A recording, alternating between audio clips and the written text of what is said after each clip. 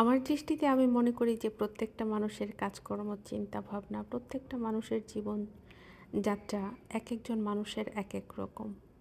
আসসালামু আলাইকুম সবাইকে। আলহামদুলিল্লাহ আমরা ভালো আছি, আশা করি আপনারাও ভালো আছেন।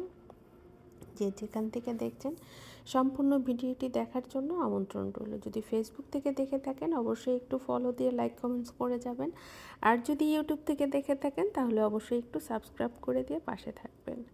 তো আমার কাছে মনে হয় যে সকালবেলা যদি ঘরটা একদম পরিপাটি গোছানো থাকে তাহলে হয়তো বা সারাদিনের কাজকর্মগুলি বেশ স্বাভাবিক মনে হয় এবং কাজগুলি করলে আমি বেশ স্বাচ্ছন্দ্য বোধ করি। যে কারণে আমি বরাবরই আমার ঘরে যাদেরকে হেল্পিং হ্যান্ড হিসেবে রাখি তাদেরকে আমি সকালবেলার জন্য নেই। তবে আমি অনেক ফ্যামিলিতেই দেখেছি যে একদম 12টা, 12:30, 1টা বাজলে দুপুরে রান্না করতে যায়, দুপুরের খাবার খায় 3টা, 4টা, 5টা বাজে, সকালের নাস্তা খায় 12টা, 1টা বাজে।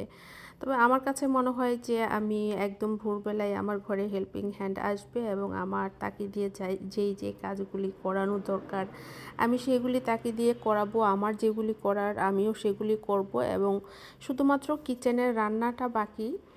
এছাড়া সমস্ত কাজ আমার পরিপাটি হয়ে যাবে, গোছানো হয়ে যাবে। তাতে করে মনে হয় যে আমি রান্নাঘরে যখন নাস্তা করতে যাব বা আমার দুপুরের রান্নাটা করতে যাব আমি কাজ করে বেশ তৃপ্তি পাবো, বেশ আমার কাছে স্বচ্ছ মনে হবে। তো সেই ক্ষেত্রে দেখা যায় যে আমি সচরাচর সকালের নাস্তাটা যেই টাইমে এখন করি আর কি, সেটা বেশিরভাগই হচ্ছে 10টা, 10:30। এই টাইমটাতেই নাস্তাটা করা হয়।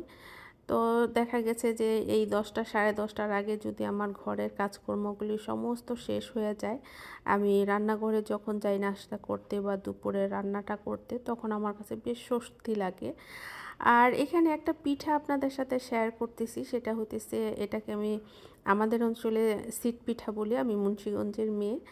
তো এই সিট পিঠাটা সম্পর্কে একটা আপু জানতে চেয়েছিলেন যে এটা কিভাবে করতে হয়। আমি জানি না সেই আপুটা আমার ভিডিও দেখবে কিনা।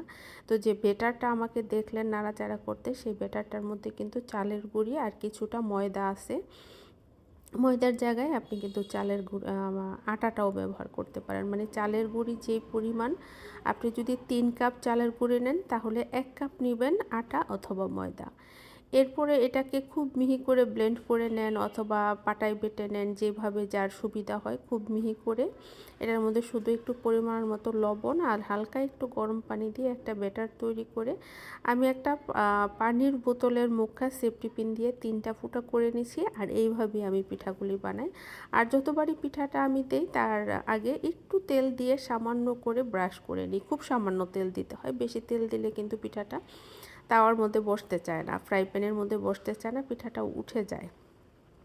আর খুবই অল্প আঁচে পিঠাটা ভাজতে হয়, ঢাকলেও হয়, না ঢাকলে হয়। এতক্ষণ আমার সাথে থাকার জন্য ধন্যবাদ। ভালো থাকবেন, সুস্থ থাকবেন।